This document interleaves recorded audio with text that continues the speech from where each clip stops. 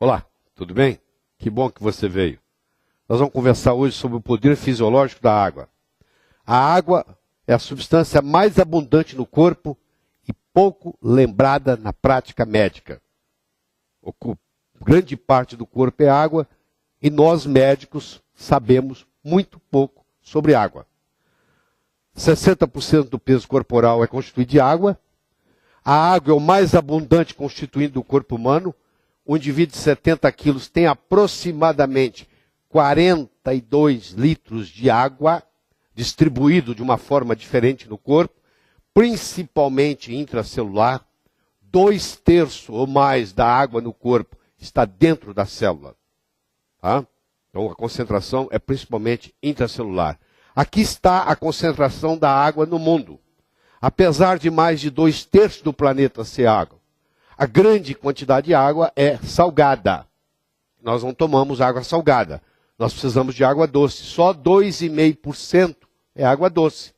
E desses 2,5%, só 0,36% está disponível em lagos, rios e pântanos. 1/3, mais ou menos, 1/5, mais ou menos, 1/4 disso aqui está no subsolo e os outros estão nos polos, congelados na forma de gelo.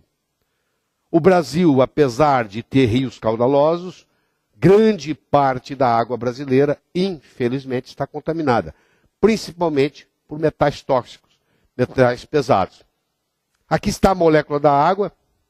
A água é formada de 2 hidrogênios, que são os polos positivos, e o oxigênio, que é o polo negativo. Então ela tem uma polaridade do H2O. Essa polaridade cria um ângulo em torno de 104,5 graus, que é o ângulo normal da água, que quando colocada na forma hexagonal, ela vai para 109,5. Para ser colocada na forma hexagonal, a água tem que ser ionizada ou a água tem que ser congelada. Quando ela está na forma de flocos de gelo, ela atinge a forma hexagonal, a estrutura hexagonal, e o ângulo vai para 109,5. E ela expande. É o único líquido que, quando congelado, expande. Nós estamos com uma série de doenças degenerativas no mundo. As doenças degenerativas, apesar da evolução da medicina, continuam aumentando. Né? Nós cuidamos das infecciosas, mas continuando aumentando as degenerativas. E a pergunta que se tem é a seguinte: será que a água que ingerimos está contribuindo para o aumento das doenças degenerativas? Eu diria que sim, por vários fatores, que nós vamos discutir aqui, que são as qualidades da água potável. A primeira delas é a pureza. A água deve ser pura. Mas isso aí é um dos 5 importantes fatores. Ser pura é importante, fundamental. Mas não é o suficiente. É essencial, mas não é suficiente. Então as águas estão contaminadas com cloro, com flúor, às vezes até de propósito, estão contaminadas com metais tóxicos, estão contaminadas com derivados de petróleo, que é chamado xenoestrógenos, e estão contaminadas com compostos orgânicos. Então isso tem que ser eliminado da água. Essa é a parte da filtragem. Essa é a parte da pureza da água. Isso é um dos fatores. Eu posso ter 10 águas puras e elas serem de qualidade totalmente diferente. Porque a pureza é apenas um dos constituintes. O segundo constituinte da água é o pH. O pH é o seguinte: quanto mais alcalino, melhor. Quanto mais acídico, pior.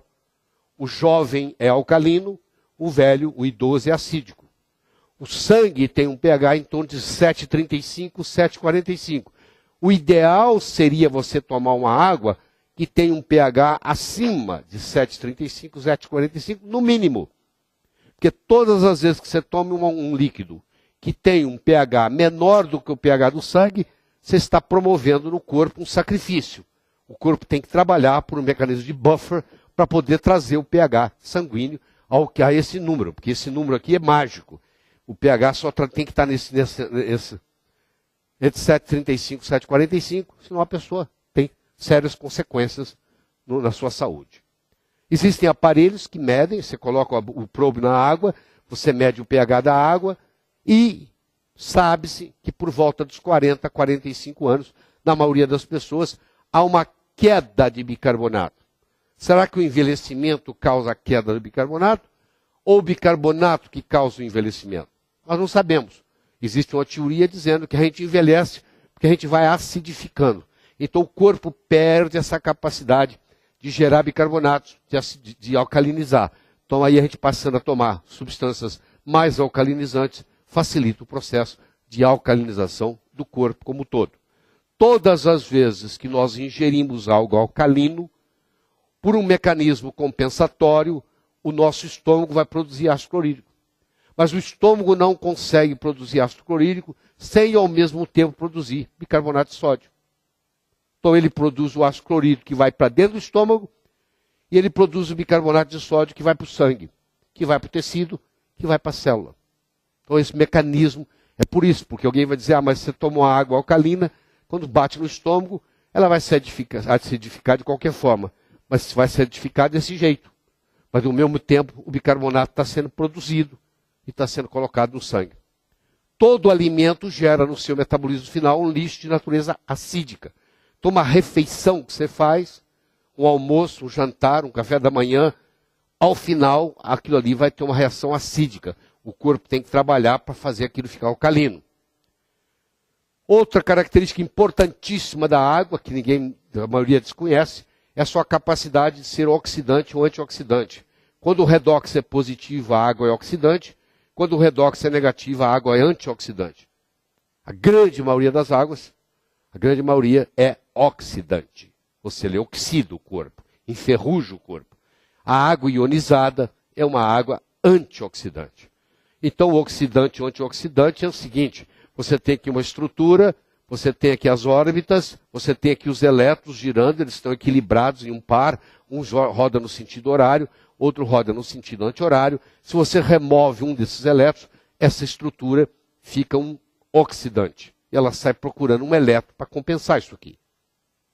E aí, aquela estrutura que deu para esse, fica oxidante. E aí você tem uma reação em cascata, que pode dar 10 mil reações de uma vez. Você mede a capacidade oxidante ou antioxidante da água em milivolts. Existem aparelhos especiais que você coloca lá o probe e sai a medida. E isso aí determina se ela é oxidante ou antioxidante. A outra característica importante da água é a condutibilidade. A água tem que conduzir, ela tem que ser um solvente cujos solutos são iônicos, ela tem que ter minerais dissolvidos nela. Por isso que uma água de osmose reversa, uma água destilada, uma água desionizada, não serve para beber, porque ela não tem os minerais. E se ela não tem os minerais, compromete a condutibilidade. E além de comprometer a condutibilidade, essa água agora vai puxar minerais do osso e vai a longo prazo causar osteoporose. Existem aparelhos que são capazes de medir, que você tem que ter no mínimo para uma água ser boa, 100 partículas por milhão de minerais dissolvidos nessa água.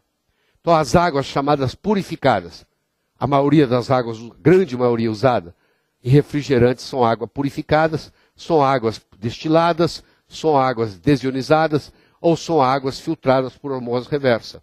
Por isso que refrigerante a longo prazo causa osteoporose, além de causar acidez, que o pH do refrigerante também é muito baixo. E finalmente, a tensão superficial da água. A tensão superficial, quanto maior, mais dificuldade tem a água de fluir. E quando ela é tomada, quando ela chega nos capilares, tem capilar que ela tem que ir contra a gravidade. E se ela tem uma tensão muito grande, ela não sobe. E, consequentemente, ela acaba, às vezes, até desidratando. Se você te tomar uma água com uma tensão superficial muito grande, você acaba sofrendo um processo de desidratação tomando a água. Isso depende muito de como as moléculas se aglomeram, os aglomerados, chamados clusters, que é medido por ressonância magnética nuclear.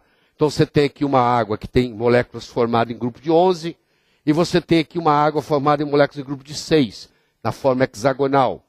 Essa aqui essa em forma de 6 tem uma tensão superficial muito menor do que aquela em forma de 11. Então essa aqui seria muito mais benéfica do que aquela. À medida que você ioniza a água, você vai fazendo o cluster ficar menor e com isso, consequentemente, vai diminuindo a tensão superficial. Ray Kurzweil é considerado hoje provavelmente o homem mais inteligente vivo no mundo.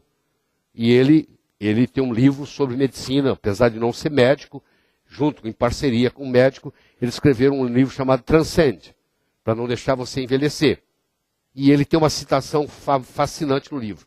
Ele diz assim: a água ionizada é uma das coisas mais simples e mais poderosas que você pode fazer para combater uma ampla gama de processos patológicos. Ou seja, é usar a água como agente terapêutico. E isso está sendo feito já. Existe um hospital no Japão, em Tóquio, onde o tratamento é feito com água ionizada.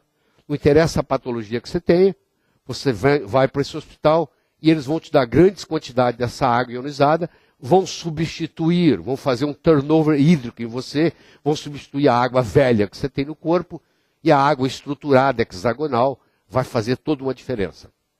Então, o que nós temos, nossa conclusão é o seguinte: quando você procura uma água boa para se beber, com grande qualidade, ela, além de ter pureza, ela tem que ter um pH elevado, ela tem que ter um ORP negativo, ela tem que ter uma boa condutibilidade e ela tem que ter uma baixa tensão superficial. E isso é encontrado